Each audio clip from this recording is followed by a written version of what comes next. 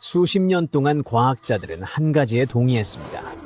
바로 티타노보아가 역대 가장 큰 뱀이라는 사실이었죠. 이 타이틀은 불변해 보였지만 서인도 연구자들이 대화를 완전히 바꿔놓을 무언가를 발견했습니다. 2009년 콜롬비아 탄광에서 발견된 길이 42피트, 무게 1톤의 거대한 뱀이 이제 왕좌를 넘겨주게 됐습니다. 이것은 뼈 크기만으로도 불안감을 주는 새롭게 발견된 거대한 뱀입니다.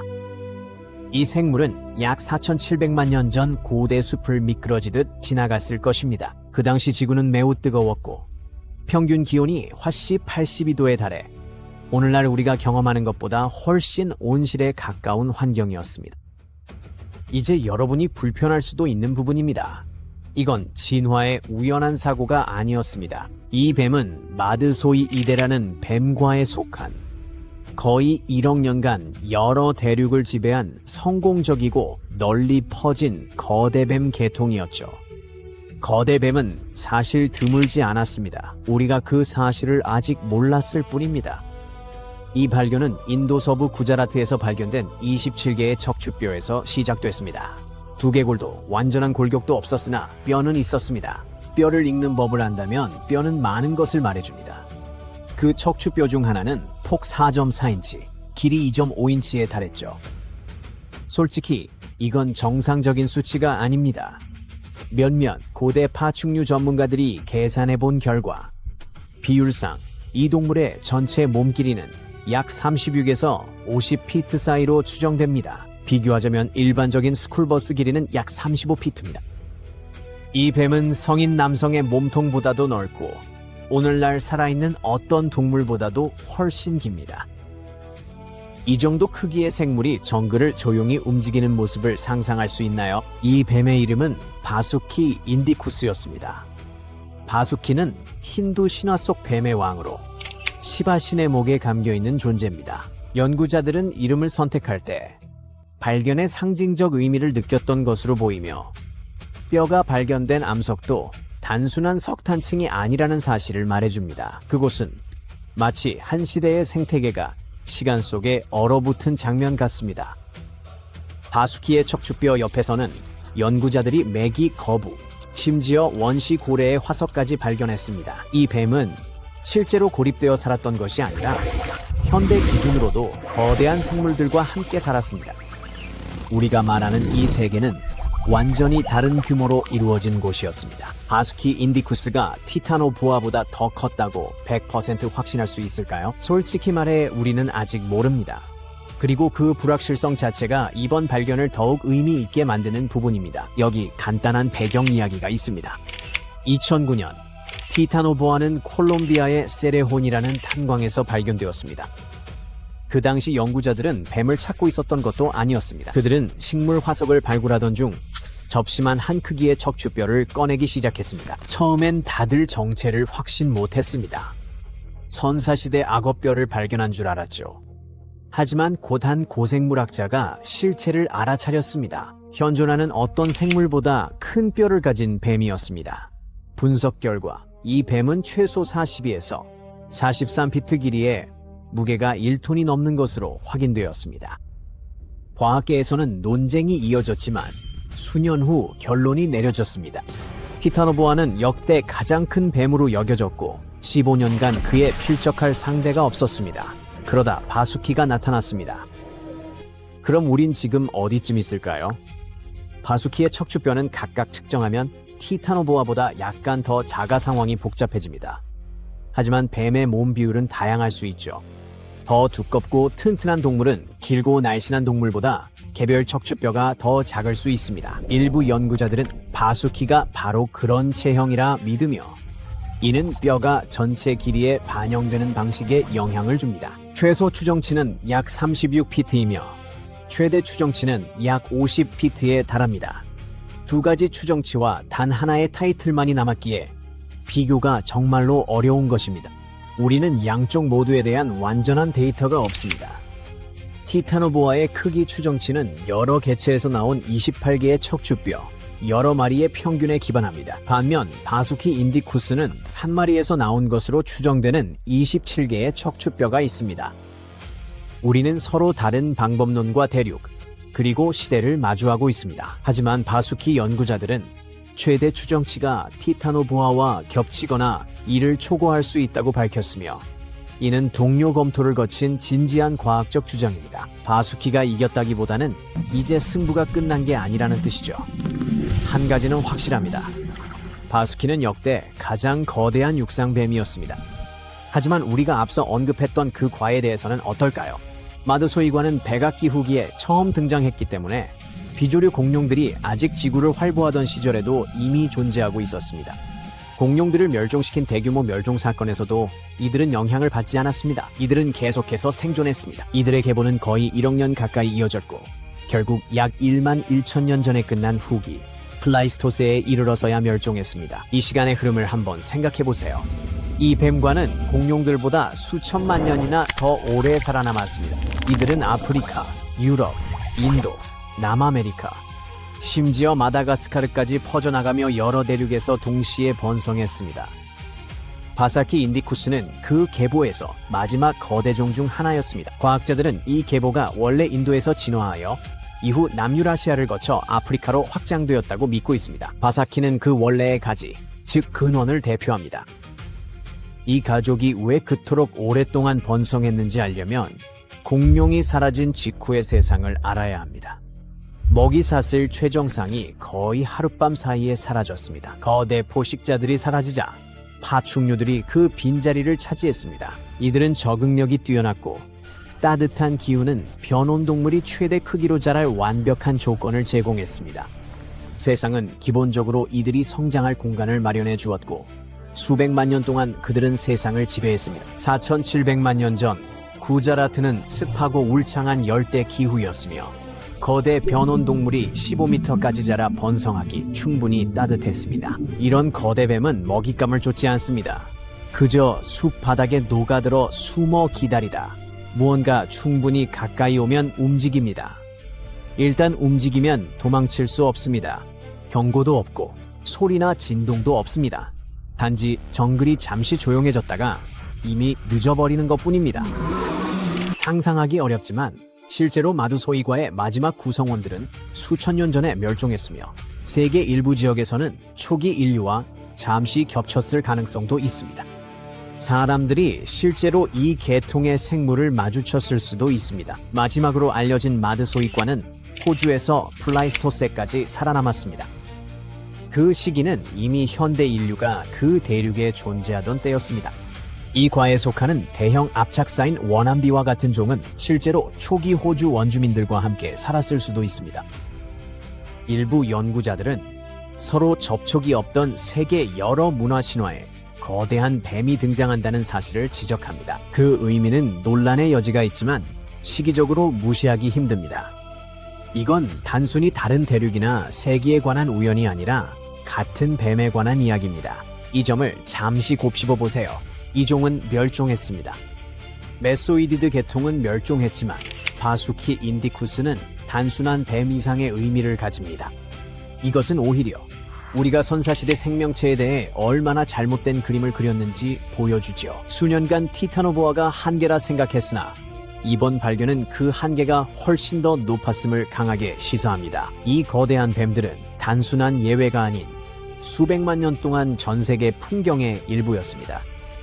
선사시대 지구는 상상 이상으로 다양했으며 앞으로도 예상치 못한 것들이 계속 발견될 것입니다. 이런 발견들은 우리가 알던 먹이사슬 최상위층이 훨씬 더 복잡했음을 보여줍니다. 과학자들이 바수키 인디쿠스를 발견했다면 남은 건 바위 속에 아직 무엇이 더 남아있을까입니다. 2000년대 초 한 지질학 전공 학생이 콜롬비아에 있는 세계에서 가장 큰 노청 광산으로 현장 학습을 갔습니다. 그는 돌조각을 주었고 그 위에 선사시대 나뭇잎의 흔적을 발견했어요. 그는 더 많은 돌을 발견했고 모든 돌에 같은 패턴이 있었습니다. 당시 그 학생은 자신의 발견이 지구상에 살았던 가장 큰 뱀을 밝히는 데 도움이 될 것이라는 걸 알지 못했습니다. 그는 지역 과학자에게 그것들을 가져갔고 과학자는 스미스소니언 연구소에 전화를 걸어 다른 과학자들을 화석 사냥에 초대했어요. 그는 세레혼의 구덩이에 화석이 있다는 사실을 알고 있었기 때문에 그다지 놀라지 않았습니다. 1990년에 다른 지질학자가 그곳에서 화석을 발견했고 그의 사무실로 가져온 적이 있었어요. 그는 그것이 무엇인지 확신하지 못했고 그것을 석탄화된 나뭇가지라고 불렀습니다.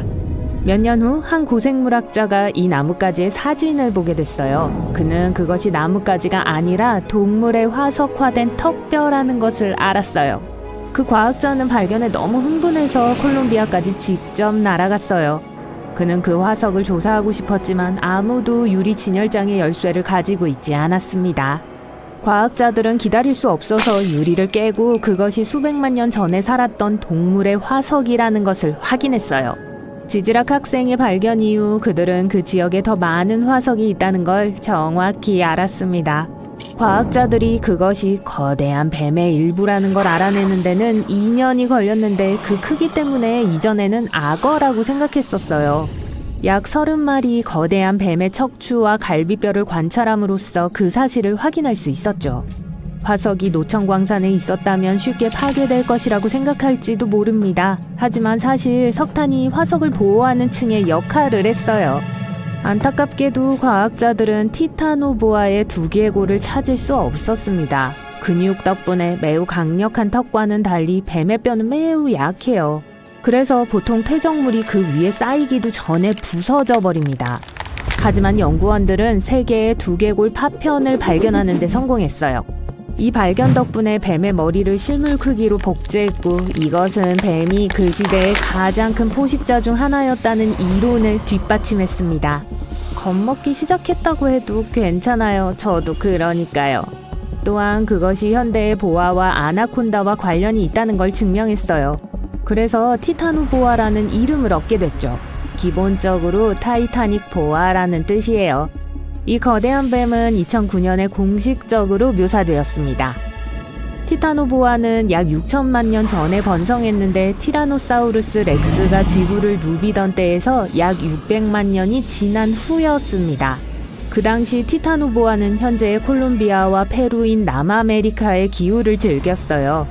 그 길이는 볼링 레인만큼 길었고 오늘날 살고 있는 가장 큰 뱀보다 2배 더 길었습니다. 4개의 거대한 아나콘다만큼 무거웠어요. 운 좋은 우연 덕분에 이렇게 길고 무거워졌죠. 뱀은 냉혈동물이기 때문에 살고 자라기 위해 따뜻한 기후가 필요합니다. 콜롬비아 북동부는 완벽했어요. 티타노보아가 살던 시절의 기온은 32도였습니다. 티타노보아는 그렇게 빠르지 않았습니다. 특히 육지에서는요. 하지만 물속이나 근처에서 많은 시간을 보냈을 가능성이 높아요. 우리의 주인공은 시간당 19km의 속도로 수영할 수 있었어요. 오늘날의 뱀처럼 꿈틀거리며 아주 빠르게 방향을 바꿀 수 있었죠. 과학자들은 티타노보아가 나무에 오를 수 있을지 확신하지 못합니다. 고생물학자들은 티타노보아가 갈색이나 회색 피부를 가졌다고 믿고 있어요. 열대우림의 진흙투성이 강물에 숨기에 완벽한 색깔이었죠. 하지만 그 크기를 감안할 때 뭐가 두려워서 숨어야 했는지 이해가 되지 않네요. 역사상 가장 큰 이 뱀은 독이 없었지만 원하는 동물은 무엇이든 사냥할 수 있었습니다. 비록 거의 모든 것을 선택할 수 있지만 가장 좋아하는 먹이는 생선일 가능성이 높아요. 과학자들은 뱀의 입천장과 이빨의 수와 종류를 기반으로 그 사실을 알아냈어요. 오늘날 이 거대한 뱀의 식단을 재현할 수는 없어요. 왜냐하면 그 물고기들도 멸종되었기 때문이죠.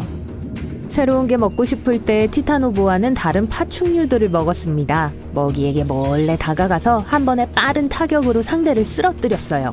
주둥이 부분은 매우 특별한 디자인을 가지고 있었어요. 턱의 구조는 먹이의 몸을 움켜쥐게 했기 때문에 탈출할 수 없었습니다.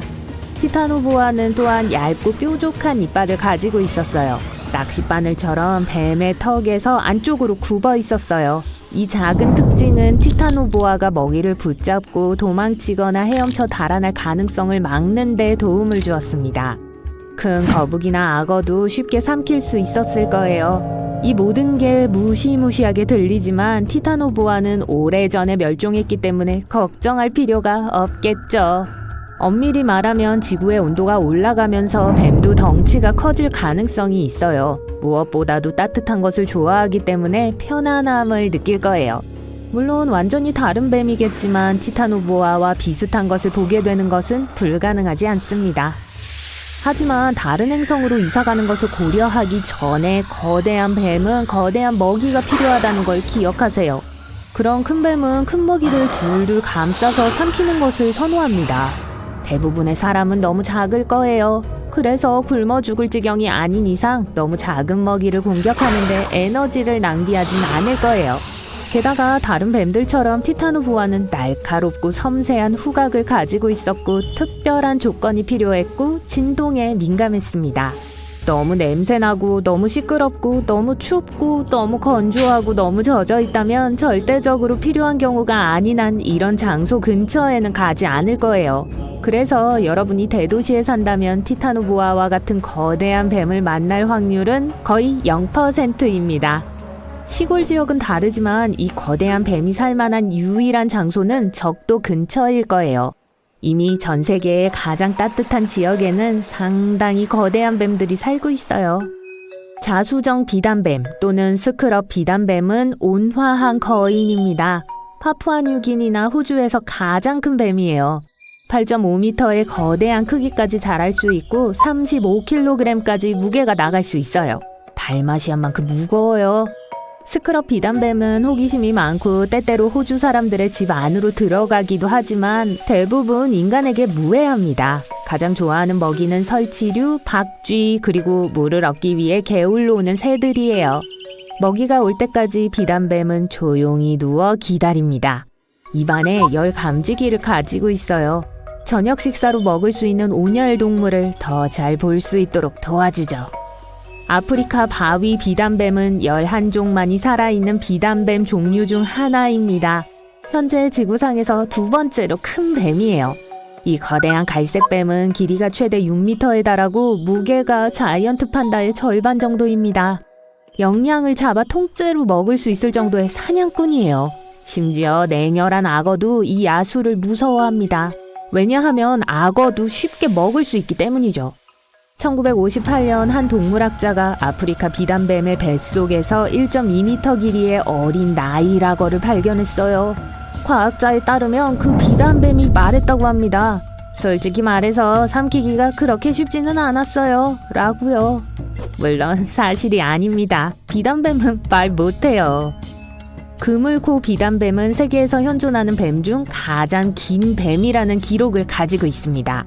가장 큰 뱀은 2011년에 8m의 길이로 기네스북에 올랐어요. 그 이름은 메두사이고 미주리주 캔자스시티의 동물원에 삽니다. 다자란 그물코 비단뱀은 사람을 통째로 삼킬 수 있을 만큼 충분히 커요. 하지만 이 뱀은 대부분 매우 조용하고 별 움직임 없이 누워있는 걸 선호해요. 비록 많은 비단뱀들이 다 자란 사촌들보다 훨씬 더 작은 외소 형태를 가지고 있지만 그물코 비단뱀은 슈퍼 외소 형태를 가지고 있어요. 2.5m 길이의 작은 그물코 비단뱀은 반려동물로 키울 수 있습니다. 네, 보통 사람의 키보다 길지만 그물코 비단뱀으로는 왜소한 형태로 여겨져요. 하지만 그래도 안심이 되진 않네요.